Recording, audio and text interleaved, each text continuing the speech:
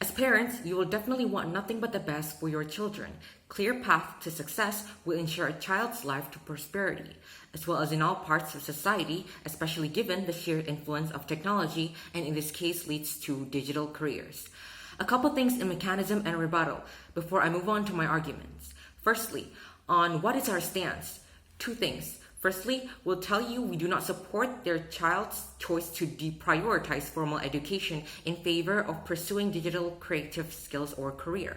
Second of all, we tell you that we support parents who prioritize their child's formal education while also pursuing their creative skills, for example, continuing to college.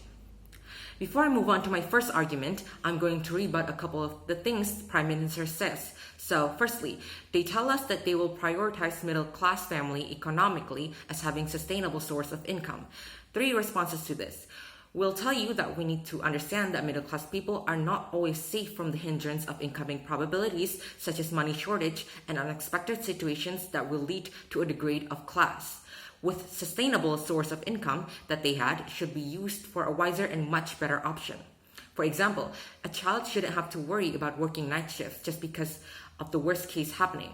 Instead, prioritizing a child to go through formal education, for example, college, and have their passions lined up and perform better in the work life. Another solution we proposed for the other house is parents with sustainable income should support their child's career path through a formal education while pursuing digital creative skills or career.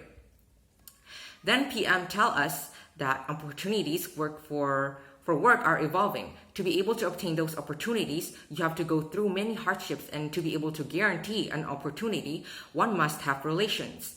The chances of meeting new people through formal education is way more bigger than status quo. Connections from relations gives many chances of opportunities. Then, Prime Minister tries to tell us that both houses cannot control the outcome, and rather it relies on experience rather than education. When a child behavior to choose is encouraged, it will lead to many uncertainties. In Indonesia, you can gather real-life work scenario experience, for example, through apprenticeship. But the requirements that needed to be fulfilled in order to gain those are a minimum of attaining a bachelor's degree. Fail to meet those will result in zero experience. Hence, you can see that a minimum of formal education is important. First argument then on why this is principally justified. If opposition's largest concern was giving option to children to be able to choose their own career path and giving up on formal education, which they don't prefer, in a real-life work situation scenario, for example, complicated and unfavorable act happened, considering their child's mentality to give up on things they don't typically prefer, it will lead to a suspension that will become a huge trouble for the individual. There is always a sliver of doubt, let it be from the lack of becoming successful or not knowing where and how to start. Many people treat their creative skills as hobby and nothing more than that. Those who treat it as a full-time work had very little chance to do so. We can say that children are more obsessed or if not found their passion from online platforms such as TikTok and wanting to become an influencer or a celebrity.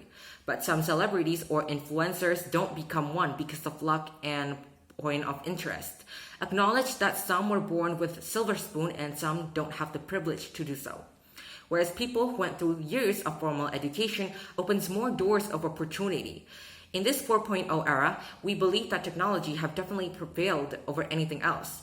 Taken into the consideration that pursuing creative skill also requires the knowledge that you need to obtain in order to make it work, we need to understand that being an independent learner or self-taught can't cover up what years of formal education will.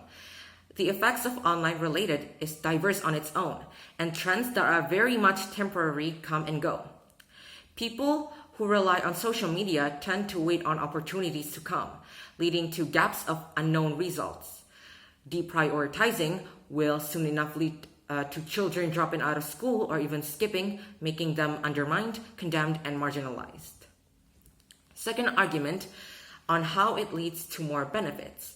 If you prioritize the one in this case, formal education, that gives bigger chances while still maintaining another one at hand, which in this case is Creative skills, for example, a child should be able to go to college while doing their desired creative career.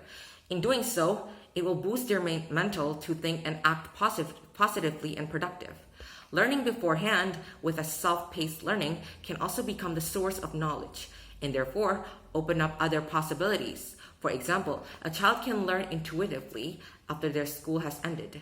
Soft skills that might not necessarily explored fully at a formal education can also be learned at their own free time. Parents can also expect their child to give their best and allowing the child's freedom of choices after a considered thought out, and that is why I'm beyond proud to oppose.